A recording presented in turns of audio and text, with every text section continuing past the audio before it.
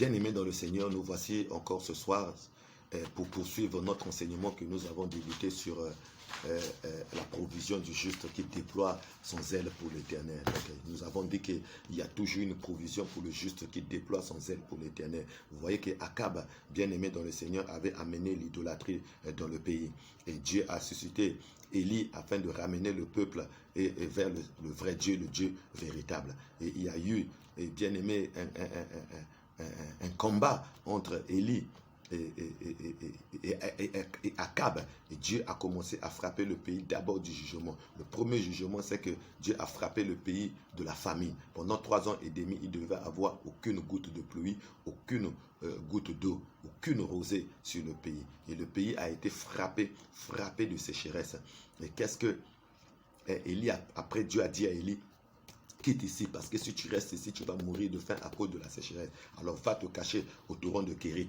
Et là-bas, tu vas boire l'eau du torrent. Je vais ordonner au corbeau de te nourrir. Vous voyez que durant tout le temps que Élie était au torrent de Kérit, Dieu a ordonné au corbeau. Le corbeau amena le matin de quoi manger, la viande. Le soir, le corbeau apportait la viande. Les corbeaux, nous l'avons dit, ce sont des animaux impurs. Mais Dieu a utilisé ces oiseaux-là pour nourrir Élie. Vous voyez que les desseins de Dieu ne sont pas nos desseins. Les plans de Dieu ne sont pas nos plans. Parfois, nous nous attendons à la solution de la manière dont nous pensons. Or, de cette manière-là, ce n'est pas la manière de Dieu. Dieu fait toujours des choses et il nous surprend. Et je dis à quelqu'un qui déploie son zèle pour le Seigneur, Dieu va te surprendre. Alors aujourd'hui, nous allons continuer dans cet enseignement pour montrer qu'il y a toujours une provision. Quand tu te mets au service de Dieu, quand tu recherches les choses du royaume, quand tu cherches premièrement le royaume de Dieu, la justice de Dieu, quand tu cherches le salut des âmes, tu pries pour que les gens soient sauvés, pour que les gens soient guéris, pour que l'évangile soit propagé, pour que l'œuvre du Seigneur puisse aller de l'avant, que le royaume puisse avancer. Dieu ne te lâchera pas, il pourvoira toujours à tes besoins.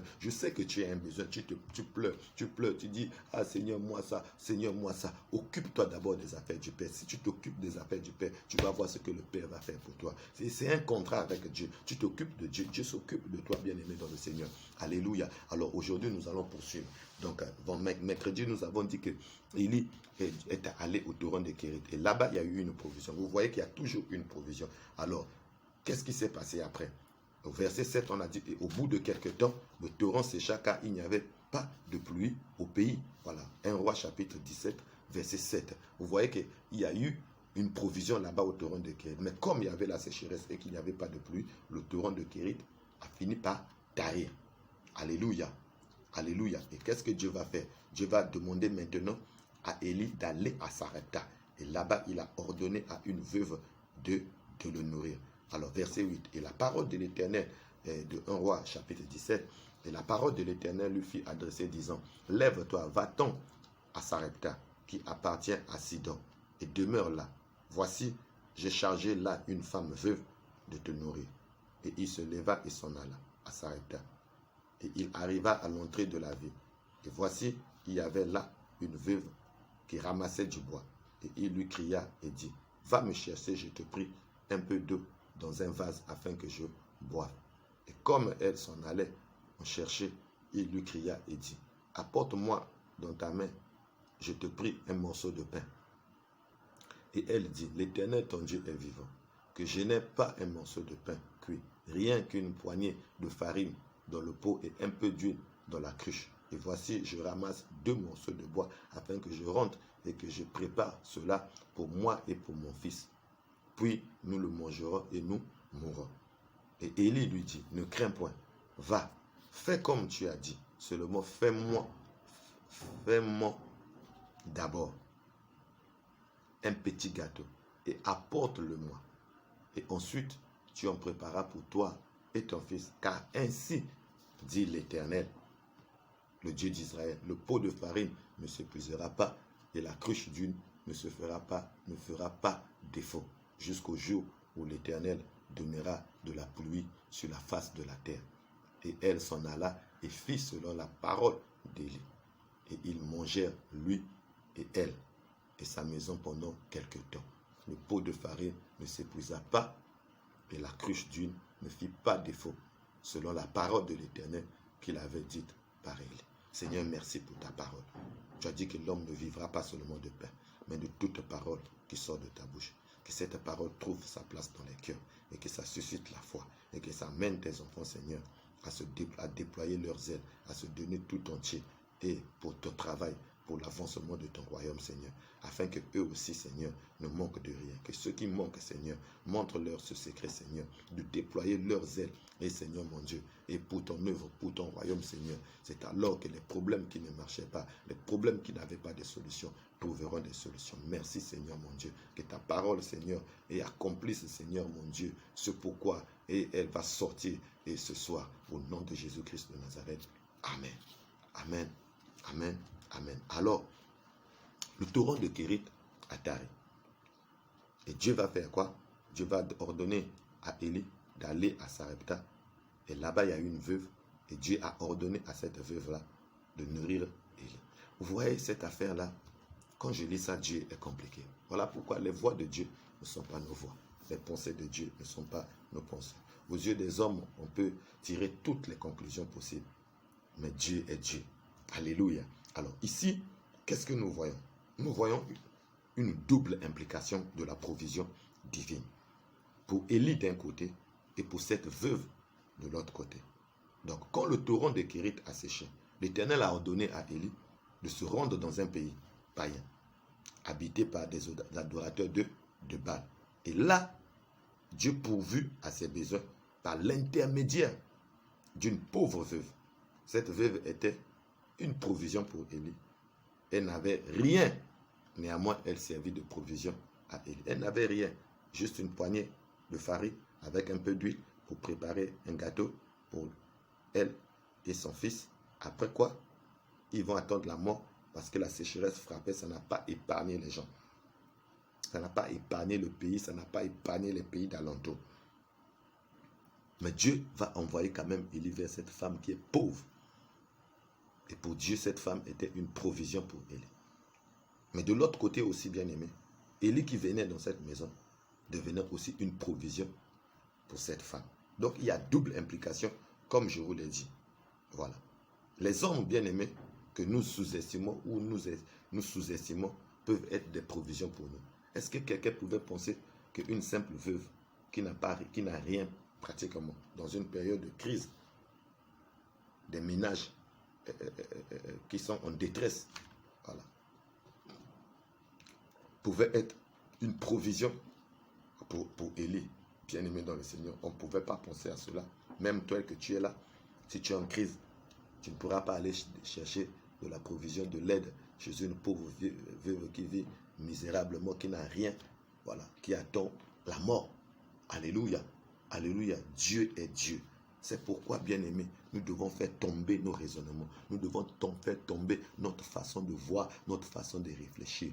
Dieu est Dieu. Notre façon de voir n'est pas la façon de Dieu. Notre façon de penser n'est pas celle de Dieu. Tu te dis comment. Je disais, comment n'est pas notre question. La question de comment reste pour Dieu. Et Marie ne savait pas comment elle devait concevoir. Il dit, mais je suis vierge, je ne connais pas d'homme. Comment est-ce que cela va-t-il se faire? Le comment n'est pas ton problème. Laisse Dieu arranger le problème du comment. Quand il créait les cieux, toi tu étais où? Quand il posait les fondations de la terre, tu étais où? Quand il a créé les animaux dans la mer, tu étais où? Les oiseaux du ciel, on était où? On n'était pas là. Et après avoir tout arrangé, jardin d'Éden, et il crée l'homme, il vient le placer là-dedans. Donc Dieu nous a créé, il nous a placés. Quand ça ne marche pas, bien aimé, tournons-nous vers celui qui est venu nous placer dans ce monde-là. Alléluia. Tu n'as pas demandé à ton papa et à ta maman de te mettre au monde. Quand un enfant est en Christ, il se tourne vers son papa et sa maman. Et nous avons un Père céleste. Lorsque nous sommes en Christ, tournons-nous vers notre Père céleste. Alléluia. Donc le comment, ce n'est pas notre affaire. Le comment, c'est l'affaire de Dieu. Obéis juste à la voix de l'Éternel. Obéis aux instructions de Dieu. Et tu vas vivre le miracle. Tu ne manqueras de rien. Alléluia. Donc la Bible dit, l'on ne musera pas le bœuf lorsqu'il foulera le grain. L'ouvrier mérite son salaire. Parce qu'Élie a déployé son zèle pour Dieu. Dieu aussi l'a payé, bien aimé. Dieu n'a pas laissé Élie mourir au torrent de Kérit. Il a dit, va là-bas. Quand Élie arrive, il trouve une veuve. Il dit à la veuve, prépare d'abord pour moi. Cette femme était vraiment en détresse. Mais qu'est-ce que cette femme a fait? Cette femme aussi a déployé son zèle pour Élie. le serviteur de l'Éternel. Donc en faisant pour Élie, en réalité, il était en train de faire pour l'Éternel parce qu'Élie est venu au nom de l'Éternel. Élie a dit à cette femme, fais d'abord pour moi. Il a dit, mais c'est un peu. Il a dit, fais d'abord pour moi. Il a d'abord demandé de l'eau. Après, il a dit, fais d'abord pour moi. Ainsi parle l'Éternel. La farine ne va pas finir. Lui ne va jamais tarir. Et donc cette femme, par rapport à la parole de l'Éternel, cette femme a obéi à ce que le prophète lui a dit. Donc, qu'est-ce qu'elle a fait? Elle a déployé aussi son zèle pour le serviteur de Dieu. Donc, en faisant que le serviteur de Dieu ne puisse pas mourir de faim, cette femme a pourvu aux besoins du serviteur de l'Éternel. Avec le peu qu'elle avait, elle a donné pratiquement tout ce qu'elle avait. Mais en faisant confiance à Dieu. Que parce que Dieu a dit, les choses vont arriver telles que le Seigneur a dit. Qui t'a dit que tu mourras de faim? Dieu a dit que tu vas mourir de faim. Tu as déjà vu un ouvrier travailler, quelqu'un qui travaille pour Dieu mourir de faim. Dieu paye ses serviteurs. Dieu n'est pas comme les patrons de ce monde-là qui font travailler les gens et il te fait revenir beaucoup de jours. Viens demain avec des arriérés. Dieu, quand il t'emploie à son business ou à ses affaires, il pourvoit à tes besoins. Alléluia. Donc il a pourvu ce jour-là aux besoins d'Élie. Cette femme-là a donné, malgré qu'elle n'avait pas, mais elle a donné ce qu'elle avait. Ce qui restait un peu pour elle et son enfant, elle a donné. Ça paraît injuste aux yeux des hommes, oui. Même moi, en raisonnant ou non, ça paraît injuste. Comme c'est la bouche de Yahweh qui avait parlé. Obéis à la bouche de Yahweh, obéis à la voix de l'Éternel et tu verras le miracle. Elle a déployé son zèle, elle a dit, moi je vais manger. Je donne d'abord à l'homme de Dieu. Comme il a dit, ainsi par l'Éternel. Et ce qui est arrivé, c'est que lui n'a pas tari. La farine n'est pas finie. Vous voyez que si Élie n'était pas venu à Sarepta, cette femme-là mourrait de faim. Elle devait mourir, elle et son enfant, après avoir fait le gâteau avec le peu de farine et l'huile qui lui restait, elle mourrait, elle et son enfant. Vous voyez que Dieu, en envoyant Élie là-bas, c'était pour sauver Élie, pour sauver cette femme-là. Alléluia. Et cette femme-là était une provision pour Élie, parce que Dieu a toujours besoin d'un appât. Donc le peu de farine, comme la multiplication des poissons, le peu des poissons et le pain a fait que 5000 personnes soient nourries. Donc Dieu s'est servi du peu de cette femme-là. Et à cause de la foi de cette femme-là, le miracle s'est produit. Donc, Élie a mangé, elle a mangé. Élie a mangé, elle a mangé. Élie a mangé, elle a mangé, jusqu'à la fin de la sécheresse. Il y a toujours une provision pour le juste qui déploie son zèle pour l'Éternel. Ne pense pas de quelle manière la provision va arriver. Mais toi, fais juste confiance au Seigneur. Fais ce que le Seigneur te demande de faire. Aaron, Myriam, Josué furent une provision pour Moïse, serviteur de l'Éternel. Et Moïse aussi en fut une provision pour eux. Car lorsque l'eau a manqué, Moïse a agi. Alléluia. Hur et Aaron soutenaient Moïse. De l'autre côté, avec les mains pendant la bataille avec Amalek, Jésus est sorti pour combattre. Hur et Aaron ont soutenu Moïse. Alléluia. Donc c'était une provision humaine. Ils ont aidé, accompagné Moïse. Dieu a dit à Moïse, je fais Aaron est ton prophète. Toi tu es Dieu pour lui et lui devient ton prophète. Toi tu diras des choses à Aaron et Aaron va les faire.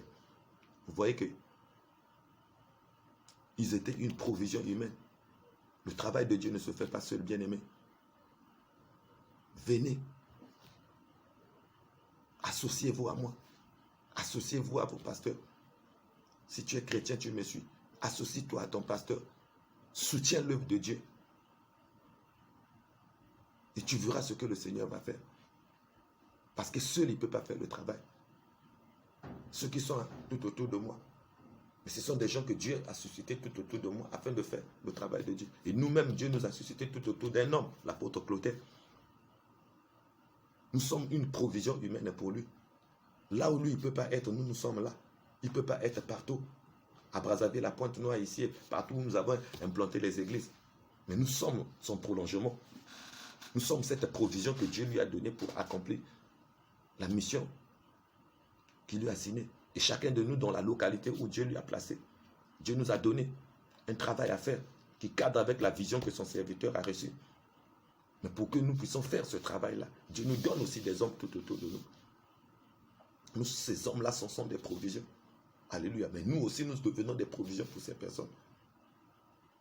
Quand ils ont des situations, ils ont des problèmes, nous invoquons Dieu. Et Dieu agit. Moïse était une provision pour Aaron ou pour tout le peuple. Alléluia. Donc nous sommes interdépendants. C'est ça la complémentarité. Alléluia. Que chacun de vous mette au service des autres la grâce qu'il a reçue de la part du Seigneur. L'apôtre Paul dit, si moi je vous communique des grâces spirituelles éternelles qui demeurent, est-ce que c'est une grosse affaire? Voilà. Si je partage avec vous vos biens temporaires, alléluia. Donc ces personnes à qui Paul prêchait l'évangile, soutenaient l'évangile, ils soutenaient l'apôtre Paul. Et l'apôtre Paul les soutenait aussi. Il leur prêchait l'évangile, il leur montrait le chemin. Quand ils avaient des situations, il leur venait au secours. Et ces personnes-là soutenaient le travail que Paul est en train de faire. Et ensemble, l'œuvre de Dieu allait de l'avant. Alléluia. Alléluia. Il y a toujours une provision. Au verset 14 de 1 Roi 17. Car ainsi parle l'Éternel, le Dieu d'Israël, la farine qui est dans le pot ne manquera point, et l'huile qui est dans la cruche ne diminuera point, jusqu'au jour où l'Éternel fera tomber de la pluie sur la face du sol. Déploie ton zèle, bien-aimé. Déploie ton peu de farine, déploie ton peu d'huile pour l'œuvre de Dieu, car ainsi parle l'Éternel. Yahweh, elles ne manqueront point, l'huile ne manquera point, la farine ne manquera point, bien-aimé. À cause de ton zèle pour Dieu, l'incertain sera changé en certain. L'invisible va devenir visible, bien-aimé dans le Seigneur. Tout ce qui était incertain va devenir certain. Alléluia. Et tout ce qui était invisible va devenir visible. Déploie ton zèle. Regardez Pierre dans Luc chapitre 5, verset 1 à 11 et dans Jean 21, verset 3. Pierre a pêché toute la nuit. Il n'a rien eu. C'était un pêcheur, il vivait de la pêche. Et la barque, c'était son instrument de travail avec ses filets et autres. Donc sans la barque, il pouvait pas aller en haute mer, ou il pouvait pas aller dans les profondeurs pour aller pêcher. Donc la barque a représenté la vie de Pierre. Et chacun de nous, sa vie est représentée par quelque chose. Voilà. Quand nous travaillons, voilà, le travail là représente notre vie. Parce que quand tu ne travailles plus à un moment, tu ne peux plus rien faire, tu ne peux plus payer les factures, tu ne peux plus faire cela. Et beaucoup de gens, quand ils perdent le travail, ils font même des crises. Certains font des crises cardiaques, des AVC, ils meurent. Parce qu'il a perdu l'emploi, il ne sait pas comment il va s'arranger avec la famille et les enfants. Donc le travail, pour quelqu'un, représente sa vie. Quelqu'un qui a un business, il vit que de ça, ce business-là représente sa vie, c'est son gagne-pain. Là où est ton trésor, c'est là où est ton cœur. Donc le cœur de Pierre était dans sa barque. Donc quand il pouvait accoster sa barque, si quelqu'un pouvait venir voler sa barque, ça devait être une nouvelle triste, bien-aimé. Alors Pierre a pêché toute la nuit, il n'a rien eu. Et quand il vient découragé, il rencontre le Seigneur. Le Seigneur dit, donne-moi ta barque. Et le Seigneur avait besoin de sa barque pour prêcher l'évangile. Et Pierre a déployé son zèle. Il a pris son énergie, l'a mis à la disposition du Seigneur. Sa barque qui fait sa vie, il a mis ça à la disposition du Seigneur. Et le Seigneur se servit de sa barque. Il a prêché, il a prêché. Quand le Seigneur a fini de prêcher, il a dit, comme tu t'es occupé de mes affaires, tu as permis que moi je puisse prêcher l'évangile. Tu as été une provision pour moi. Alors moi aussi je vais être une provision pour toi. Alors avance la barque en pleine eau. Jette ton filet. Pierre a dit, mais il dit jette ton filet. Il dit, sur ta parole je jetterai le filet. Il a jeté le filet. Il a réalisé une pêche miraculeuse qu'il n'a jamais réalisée depuis qu'il est ingénieur de pêche. La provision divine. Il y a toujours une provision pour le juste qui déploie son zèle pour l'Éternel. Quand tu déploies ton zèle pour l'Éternel, bien-aimé dans le Seigneur, il ne te manquera de rien. Alléluia. Alléluia. Regardez après. Élie a fait quoi? Il a ressuscité le fils de la veuve de Sarepta. Donc plus tard, quand le fils de cette femme tomba malade et mourut, qu'est-ce qui s'est passé? Elle expérimenta le miracle de la résurrection, toujours à cause de son zèle pour Dieu. Car Élie, il est resté dans cette ville pendant longtemps jusqu'à ce que la sécheresse ait fini. Et elle préparait certainement chaque jour pour Élie, comme la farine ne finissait pas, l'huile ne finissait pas. Et chaque jour, elle préparait, elle mangeait, Élie mangeait. Et il est arrivé que son enfant est tombé malade, son enfant est mort. Mais à cause de la présence d'Élie, Élie a ramené cet enfant à la vie. Vous voyez la provision divine. Mais si ce jour-là, elle avait rejeté Élie, peut-être que Dieu devait chercher, trouver une autre veuve pour s'occuper d'Élie. Et elle devait subir cette tragédie. Personne ne devait lui venir au secours. Mais parce qu'elle a obéi, elle a déployé son zèle. Voilà. Même quand la mort est rentrée, la mort a été repoussée. Donc Dieu se souvient toujours de ce que nous faisons. Il y a une provision bien aimée pour le juste. Quand tu déploies ton zèle pour l'éternel, quand tu déploies ton zèle pour les choses de Dieu, il y a toujours une provision pour toi. Alléluia. Regardez Tabitha. Dans Actes chapitre 9, verset 36 à 43, cette femme-là qui brillait en bonnes œuvres, qui aidait les veuves, qui aidait et faisait les choses, elle était là très hospitalière, faisant beaucoup de bonnes œuvres, soutenant les faibles. Elle faisait les habits, elle partageait à ceux qui en manquaient. La communauté n'en manquait pas. Il y a des gens qui ont des moyens. Tu es à l'église, il y en a d'autres qui n'en ont pas. Aide bien-aimé dans le Seigneur, fais-le. En le faisant, tu es en train de déployer ton zèle pour le Seigneur, tu es en train de contribuer à l'avancement du royaume. Et ces cœurs qui étaient attristés vont trouver la consolation à cause de ton geste bien-aimé. Et Dieu se souviendra de toi. Il y a d'autres situations pour lesquelles nous devions prier. On ne devait même pas prier. Parce qu'il y a des frères et des sœurs qui ont la capacité d'apporter la solution à ces problèmes-là. Mais ils ne le font pas. Les choses pour lesquelles des solutions devaient être trouvées et nous devons nous consacrer à d'autres choses, à d'autres sujets de prière plus importants. Nous sommes obligés de revenir là aussi dessus. Mais toi, tu as la possibilité. Tu as les moyens pour aider les autres. Fais le bien-aimé dans le Seigneur. Tabitha l'a fait. Mais quand la mort l'a frappé, les œuvres vont parler. Les œuvres vont parler. Les œuvres vont parler. Pierre est venu à prier, Tabitha est revenu à la vie. C'est ça la provision divine. Et cela ne manque pas pour le juste. Moi, plusieurs fois, le Seigneur m'a visité. Plusieurs fois, j'étais en détresse. Plusieurs fois, Dieu m'a visité. Pour mes enfants. Pour ma première fille, elle était au bord de la mort. Dieu m'a visité. Pour le jeune garçon, l'avant-dernier, parce qu'aujourd'hui, j'ai une dernière. Une dernière.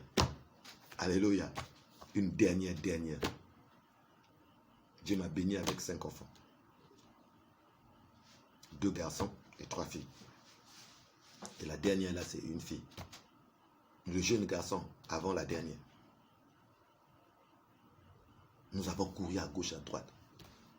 Le sang a manqué. Alors on doit faire la transfusion sanguine, il n'y a plus de sang. Mais comment on va faire? Dieu sait. Dieu a intervenu. Tout ça pourquoi? Parce que nous continuons à déployer notre zèle pour le Seigneur. Depuis que j'ai compris que Dieu m'a appelé et que je dois le servir, je me multiplie en 8. Ceux qui m'ont connu, même quand je partais à l'école, à l'université, ils le savent. Je me donnais tout entier aux choses de Dieu. Et aujourd'hui, si je suis pasteur, ce n'est pas étonnant pour ces personnes-là qui m'ont connu. Ils disent, ah, celui-là, il allait finir ainsi. Je ne faisais que déployer mon zèle. Je partais à l'école, mais j'ai déployé mon zèle. Nous étions là dans les nuits de prière, dans les retraites. Préparons les campagnes, les conventions.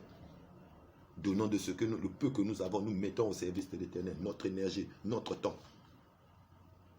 Et Dieu ne nous a pas lâchés. Dans la détresse, il était une provision pour nous. Comme nous étions une provision pour lui, nous continuons à l'être. Lui aussi, il est toujours une provision pour nous. Et jusqu'à aujourd'hui, nous ne manquons de rien.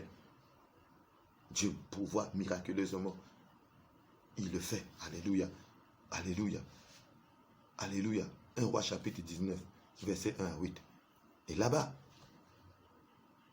la manifestation de la foi d'Élie et les victoires surnaturelles rapportées au chapitre 18, c'est-à-dire le défi du mont Carmel, ont fait place à la peur et au découragement.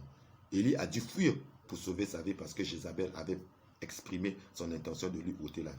Vous voyez qu'après le défi du mont Carmel, on a fait passer tous les 450 prophètes de Baal au fil de l'épée. Ils sont morts. Et Jézabel a dit, ah bon, si moi c'est Jézabel, si Élie a continué à vivre, donc je ne suis pas Jézabel. Et Élie apprend ça. Il prend la clé des champs. Ouf, il fouille. Bien aimé dans le Seigneur. Ici, je voudrais dire quelque chose. Il arrive que dans des situations difficiles, nous oublions les victoires passées que l'Éternel nous avait données pour céder à la panique et à la peur. Et pourtant, il venait de sortir d'une victoire époustouflante, le défi du mont Carmel. Mais il a cédé quand même à la peur et au découragement. C'est comme Israël, qui avait expérimenté la puissance du Dieu vivant de l'Éternel en Égypte, par des miracles, les 10 plaies que l'Éternel a frappé l'Égypte. Mais devant les cavaliers de Pharaon et face à la mer Rouge, Israël a commencé à pleurer, à regretter et à incriminer Moïse. Donc, ils ont oublié la puissance que Dieu a manifestée là-bas en Égypte. Même dans le désert, quand l'eau a manqué, ils ont oublié la puissance du Dieu vivant qui a ouvert la mer Rouge en deux, qui a englouti les cavaliers de Pharaon. Bien-aimé dans le Seigneur, les moments difficiles peuvent arriver. Mais je ne pense pas que dans ta vie, il n'y a que des moments difficiles. Il y a eu des moments où Dieu, l'Éternel, a intervenu dans ta vie. Souviens-toi des interventions de Dieu. Et que ces interventions fortifient ta foi et te donnent à tenir bon. Si l'Éternel avait intervenu dans telle situation, il est capable d'intervenir aussi dans cette situation. Dieu a fait tomber le feu sur l'autel où c'était rempli d'eau. Et l'eau a été consumée par le feu. Il a vu la puissance de Dieu, comment Dieu a répandu miraculeusement. Il a vu la puissance de Dieu, comment Dieu a ordonné au corbeau de le nourrir. Il a vu la puissance de Dieu, comment la farine et l'huile n'a pas taré. Et face à Jézabel, Élie a taillé. Alléluia. Nous pouvons fuir. Oui, c'est bien. On peut fuir. Mais nous ne devons pas nous décourager. Nous ne devons pas mourir. Il y a eu des moments où Jésus aussi a fui. Il s'est retiré. Les apôtres ont fui. Persécution, dispersion des chrétiens. La dispersion ne les a pas empêchés de continuer à prêcher. Fuir n'est pas synonyme d'avoir peur. On peut fuir sans avoir peur. Parce qu'il faut fuir. Mais en fouillant, nous n'arrêtons pas dans notre foi. On n'arrête pas de faire ce que Dieu nous a demandé de faire. Les chrétiens, ils ont fui. La persécution d'Hérode. Mais ils sont arrivés en Antioche. Ils ont prêché l'évangile, l'église est née. Alléluia. Donc souvenons-nous des interventions du passé du Seigneur. Et que le Seigneur t'aide à te souvenir des interventions passées. Et que ta foi ne puisse pas tomber. Que tu restes debout et que tu continues la marche. Même si la difficulté d'aujourd'hui est plus grande que les difficultés que tu as connues. Dieu est puissant. Il est capable de te relever. Il y a toujours une provision pour que tu t'en sortes de cette situation. Alléluia. Nous devons avoir confiance en l'Éternel en toute situation. Car la puissance de notre Dieu est illimitée. Il nous délivrera comme auparavant. Élie a même demandé la mort pour fuir Jézabel. Il était arrivé au bout de ses forces. Mais Dieu a fait preuve de compréhension. Dieu a fait preuve d'amour, de délicatesse vis-à-vis d'Élie. Il lui a accordé son secours. Élie était épuisé. Il manquait de force parce qu'il n'avait pas mangé et qu'il n'avait plus de provisions. Il se disait que c'en était fini pour lui. Mais gloire soit rendue à notre Dieu parce qu'il y a toujours une provision pour le juste qui déploie son zèle pour l'Éternel. Élie a fui et il n'avait pas mangé et il a même demandé la mort. Mais Dieu n'a pas laissé Élie ainsi. Toujours dans 1 Roi, chapitre 19 au verset 5, Dieu envoya un ange pour lui apporter une provision, un gâteau et de l'eau. Sachez-le, bien-aimé dans le Seigneur, qu'il y a un ange de l'Éternel pour toi. Plusieurs fois dans la Bible, les anges ont intervenu pour venir au secours de plus d'une personne. Mais le véritable, l'ange de l'Éternel, c'est Jésus-Christ de Nazareth qui a donné sa vie à la croix pour que nous puissions tout avoir. Alléluia. Il y a un ange pour toi. Pour chacun de nous bien-aimés, il y a un ange qui viendra au secours pour t'apporter la provision de l'Éternel. La Bible déclare que les bontés de l'Éternel ne sont pas épuisées. Il les renouvelle chaque matin dans nos vies. Les bontés ne sont pas épuisées. Jérémie croyait que c'était épuisé, mais lui-même, il s'est souvenu. Il a dit, voici ce que je vais repasser dans mon cœur. Ce qui me donnera de l'espérance, c'est que les bontés de l'Éternel ne sont pas épuisées. Ses compassions ne sont pas arrivées à leur terme. Chaque jour, chaque matin, il les renouvelle dans nos vies. Alléluia. Dieu va renouveler ses bontés dans ta vie, bien-aimé dans le Seigneur. Il y a encore une provision pour toi. L'ange de l'Éternel a insisté sur le fait qu'Élie devait manger encore et boire, car le chemin était long. Le chemin était long. Dieu lui a dit, tu vas aller au mont Horeb. Il a dit, allez, mangez, boire. Mangez, boire. Mangez, boire. Il y a encore des anges bien-aimés de Dieu, c'est-à-dire les serviteurs de l'Éternel, dans nos jours, qui nous proposent le gâteau et l'eau pour tenir de nos épreuves. Oui. Parce qu'Élie a marché pendant 40 jours et 40 nuits. 40, c'est le chiffre de l'épreuve, c'est le chiffre de l'endurance. C'est le temps qu'Israël a passé dans le désert. C'est le temps que Jésus a passé dans le désert pour le jeûne et la prière. Le chiffre 40, c'est le chiffre de l'épreuve, les chiffres de l'endurance. Nous devons manger et boire afin que nous puissions marcher. La parole et le Saint-Esprit que Dieu nous a donné pour que nous puissions arriver à la destination. La manne et l'eau que le peuple a bu dans le désert pour qu'il entre dans la terre de Canaan. Nous avons besoin du gâteau, du miel. Nous avons besoin de l'eau. Nous avons besoin du pain. Nous avons besoin de la parole et de l'esprit, être toujours et nous fortifier dans le Saint-Esprit, manger de la parole de Dieu, afin que nous puissions arriver à destination. Nous sommes dans une étape de l'épreuve, de l'endurance, où Jésus est en train de nous éprouver. Et il reviendra pour prendre ceux qui vont rester fidèles à lui, ceux qui vont se donner tout entier à lui. Mais pour tenir bon, nous avons besoin de la parole, nous avons besoin de l'Esprit de l'Éternel. Alléluia. Alléluia. Élie ne reçut pas seulement le gâteau et l'eau, mais aussi la révélation divine. Remarquez que cette visite de l'Éternel lui-même remarquez, bien aimé dans le Seigneur, que cette visite de l'Éternel lui-même n'a intervenu qu'après qu'Élie ait mangé et bu. Donc la méditation de la parole de Dieu et la prière attire Dieu à nous plutôt. Je voulais dire, c'est le secret de la visitation divine. Donc Élie a mangé et a bu. Après avoir mangé et a bu, il a reçu la révélation de l'Éternel. Donc si nous méditons la parole de Dieu, nous prions, il y a la révélation. Et cette révélation nous aide à continuer la marche jusqu'à ce que le Seigneur revienne.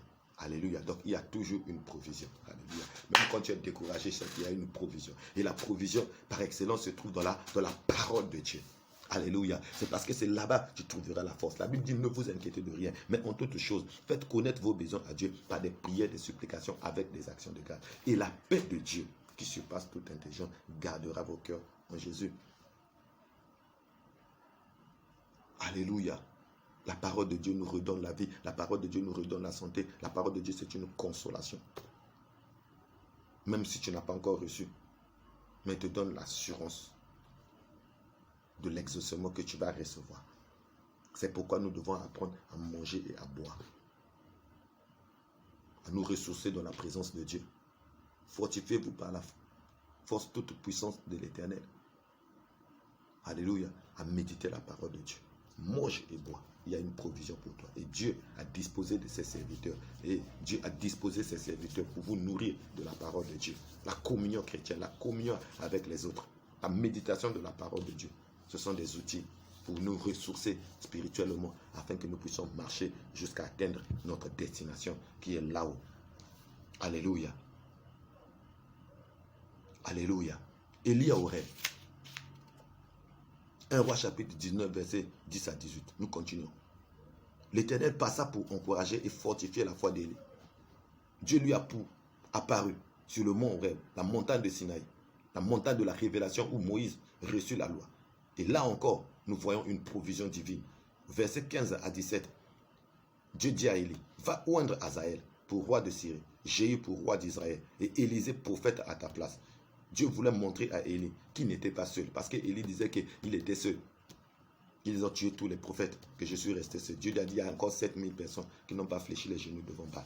Et Dieu lui dit, maintenant, va oindre Hazaël pour roi. Va oindre Jéhu pour roi en Israël, Hazaël pour roi en Syrie, et Élisée prophète à ta place.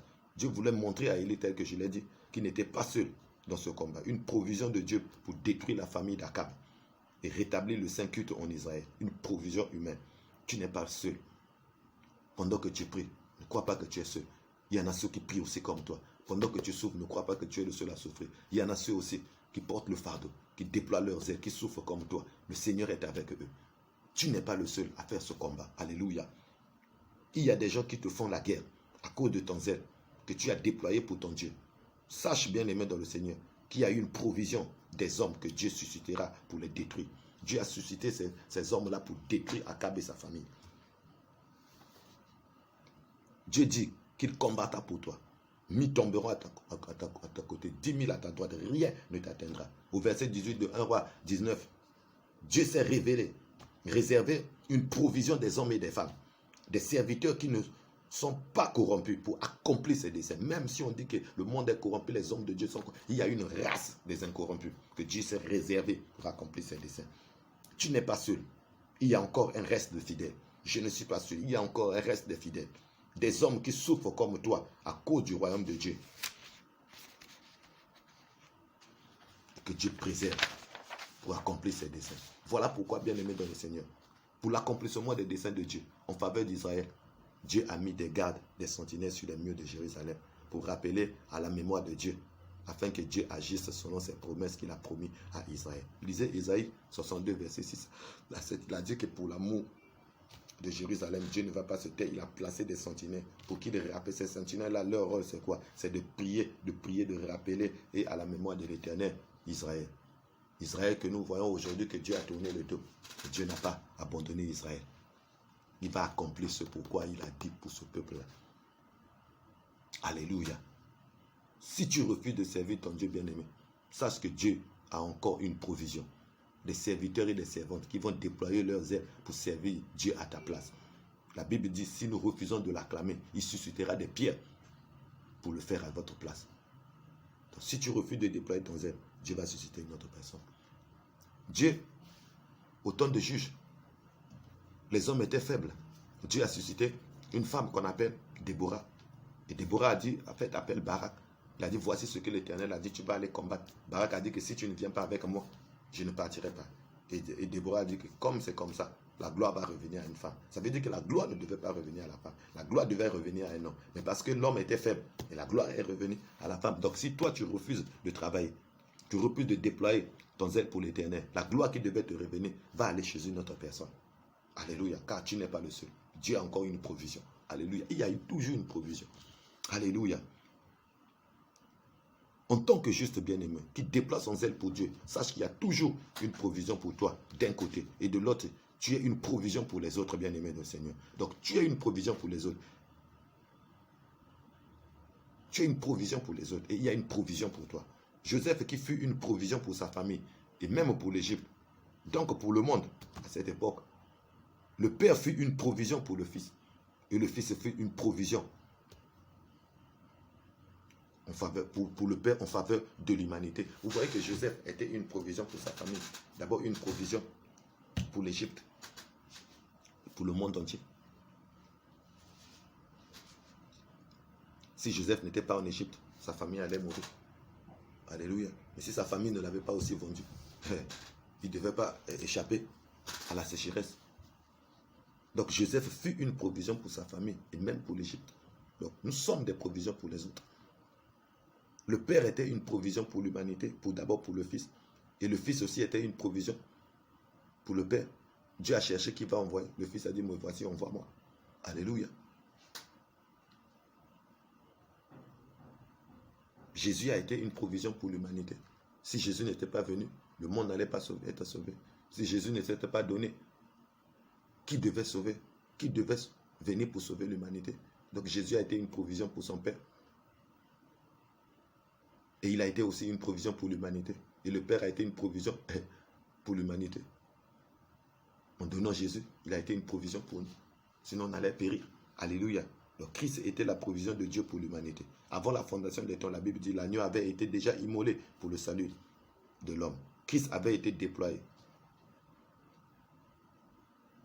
Plutôt, Christ avait déployé son zèle pour son Père. C'est pourquoi son Père en fut aussi pour lui, en le rétablissant dans sa gloire et en lui donnant un nom qui est au-dessus de tous les noms. Philippiens 2, verset 5 à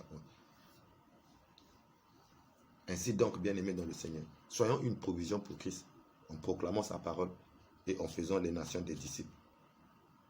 Alors le Fils en sera aussi une provision pour nous.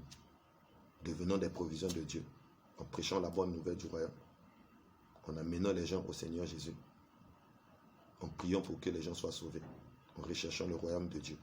C'est alors que le Seigneur sera aussi une provision pour nous. Amen. Alors aujourd'hui, nous allons nous arrêter par là.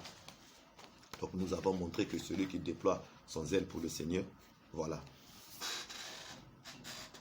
Pour cette personne-là, il y a toujours une provision, il ne manquera de rien. Nous avons parlé d'Élie. Il a déployé son zèle pour l'Éternel. en affrontant le monde, son monde à cette époque, son système religieux, l'idolâtrie, en cherchant à ramener les gens dans le saint culte, en montrant que c'est l'Éternel qui est le Dieu, c'est l'Éternel qui est le Dieu véritable. Et Dieu a pourvu miraculeusement à tous ses besoins. Face à la chasseresse, Dieu l'a envoyé au torrent de Kérit. Quand Kérit a tari, et là-bas, Kérit, il a envoyé les corbeaux le nourrir. Quand Kérit a tari, Dieu l'a envoyé vers une veuve. Il y était une provision pour cette veuve. Et cette veuve était aussi une provision pour Élie. Quand l'enfant de cette veuve est décédé, il y a ramené cet enfant à la vie. Donc, il y était une provision pour cette veuve. Et cette veuve est une provision parce qu'elle préparait chaque fois aussi pour Élie. Alléluia. Et à partir de là, après le défi du mont Carmel, Élie va fuir à cause des menaces de Jézabel. Il va arriver à un endroit où il voulait même se donner la mort. Il n'avait ni mangé ni bu pendant 40 jours. Et Dieu lui dit, pendant qu'il voulait se donner la mort, Dieu envoya un ange qui pourvoit. Il lui a amené le gâteau, le miel. Il y a mangé, il y a bu. Donc Dieu était une provision pour lui. Alléluia. Donc pendant que et tout ça, toutes ces choses se sont arrivées, lui sont arrivées quoi? Parce qu'il avait déployé son zèle pour l'Éternel. De fois qu'on nous déploie notre zèle pour l'Éternel, il nous arrive des choses difficiles. Nous sommes persécutés. Mais dans cette persécution, Dieu ne va pas nous abandonner. Il pourvoira toujours. Il nous donnera toujours la victoire. Alléluia. Et tu n'es pas seul. Il qui croyait qu'il était seul, mais il n'était pas seul. Dieu suscitera d'autres personnes pour te venir au secours. Afin que le travail que tu es en train de faire, tu ne le fasses pas seul. Nous sommes des provisions pour les autres sont des provisions pour nous. Que chacun de nous mette au service des autres la grâce qu'il a reçue. Je suis une provision pour mon frère est une provision pour moi. Jésus a été une provision pour son Père. Et son Père a été une provision pour l'humanité. Son Père l'a souverainement élevé. Il lui a donné un nom qui est au-dessus de tous les noms. Il a été une provision pour le Fils. Le Fils a été une provision pour le Père. Le Fils a été une provision pour l'humanité. Et nous qui sommes gagnés à lui, nous devons être aussi une provision pour le Fils en prêchant l'Évangile. Il y a toujours une provision pour le juste qui déploie son zèle pour le Seigneur. Alors déploie ton zèle pour le Seigneur. Le Seigneur te bénira. Le Seigneur pourvoira toujours à tes besoins et tu ne manqueras de rien. Moi, le Seigneur m'a dit, occupe-toi de mes affaires. Et moi, je vais m'occuper de tes affaires. Et depuis que j'ai compris cela, je me force par la grâce de Dieu de faire la volonté de Dieu, de faire ce qu'il me demande, de me donner tout entier au service de Dieu. Malgré mon travail, ce que je faisais, malgré mes occupations, malgré ma famille. Mais je cherche toujours à mettre avant tout les intérêts de Dieu devant. Les intérêts de Dieu passent avant mes intérêts, avant celles de ma famille. Parce que je sais que l'Éternel, lui, il comblera mes besoins, il pourvoira à tout ce qui est nécessaire pour que je prenne soin de cette famille, pour que je puisse jouer pleinement mon rôle en tant que père, en tant que mari, en tant que frère dans la famille. Que Dieu vous bénisse. Que ce message vous aide à vous lever dans la prière, dans l'évangélisation, en cherchant réellement le royaume et la justice de Dieu. Que le Seigneur vous bénisse tous. Et prochainement, par la grâce de Dieu, nous allons parler de quelques vérités en ce qui concerne la provision divine. Quelques vérités bibliques en ce qui concerne la provision divine. Parce que là, nous avons montré qu'il y a toujours une provision pour le juste qui déploie son zèle pour l'Éternel. Voilà. Il y a toujours une provision pour eux. Maintenant, nous allons parler des vérités concernant cette provision divine. Comment cette provision divine arrive.